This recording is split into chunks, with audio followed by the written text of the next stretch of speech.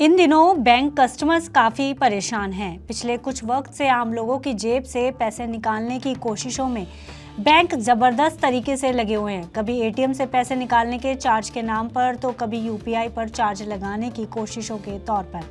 और हाल के वक्त में आम लोगों का सिरदर्द बना हुआ है minimum balance charge.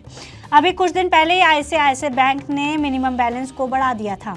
Minimum balance यानी आपके खाते में जितना पैसा कम से कम रहना अनिवार्य है।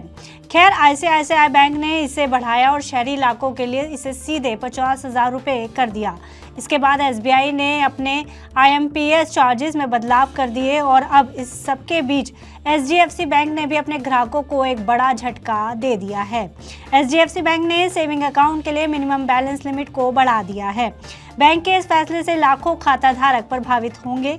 इस नए नियम के मुताबिक अब सेविंग अकाउंट में खाता धारकों को कम से कम 25,000 रुपये रखना जरूरी है। अगर खाते में मौजूद रकम इससे कम होती है तो आपसे जुर्माना वसूला जाएगा। और सिर्फ इतना ही नहीं, बैंक ने सेविंग, सैलरी और एनआरआई अकाउंट्स के लिए सर्विस चार्जेस में भी बड़े बदलाव किए हैं। ये सारे नियम 1 अगस्त 2025 से लागू हो चुके हैं। ऐसे में जो ग्राहक 1 अगस्त या उसके बाद अपना खाता खोलेंगे उन पर ये नए नियम लागू होंगे। आइए जानते हैं क्या है ये नए नियम इस रिपोर्ट में। नमस्कार, मैं हूं गुंजन मित्तल और आप देख रहे हैं मनी 9। एचडीएफसी बैंक के नए नियम सभी मेट्रो और अर्बन सिटीज में लागू हो चुके हैं। इससे पहले एचडीएफसी बैंक के सेविंग अकाउंट में कम से कम 10,000 रुपये की रकम हमेशा रखना जरूरी था, यानी मिनिमम बैलेंस पहले 10,000 रुपये हुआ करता था। लेकिन अब बैंक ने मिनिमम बैलेंस लिमिट में बढ़ोतरी कर इसे 25,000 रुपये कर दिया है।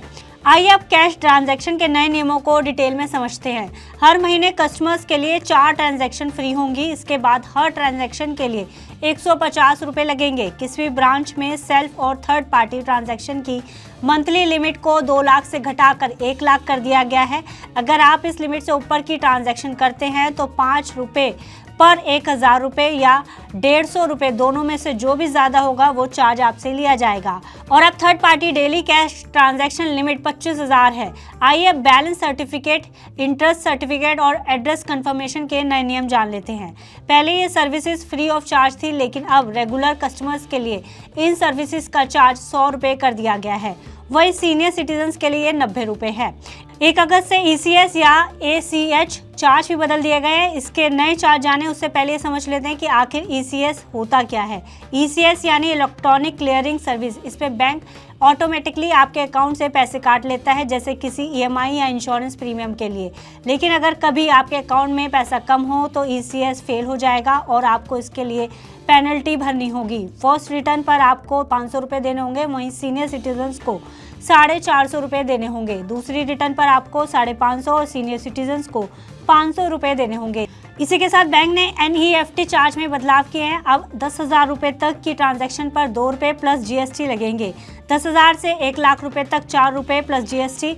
1 लाख से 2 लाख पर 14 रुपये प्लस जीएसटी और 2 लाख से ऊपर पर 24 रुपये प्लस जीएसटी। अब ऑनलाइन आईएमपीएस करने के लिए भी आपको चार्जेस देने होंगे। 1,000 तक के आईएमपीएस पर रेगुलर कस्टमर्स के लिए 2.5 रुपये और सीनियर सिटीजन्स के लिए 2.25 रुपये। 1,000 से 1 लाख तक रेगुलर कस्टमर के लिए 5 और सीनियर सिटीजन्स के लिए 4.5 रुपये। 1 लाख से ऊपर की ट्रांजैक्शन के लिए रेगुलर कस्टमर्स को 15 रुपये देने होंगे और सीनियर सिटीजन्स को 13.5 रुपये। लेकिन गोल्ड और प्लेटिनम अकाउंट होल्डर्स के लिए ये सब बिल्कुल मुफ्त रहेगा। ऐसी ही और खबरों और अपडेट्स के लिए जुड़े रहिए हमारे साथ। इस खबर में फिलहाल इतना ही। आप देखते रहिए मनी 9।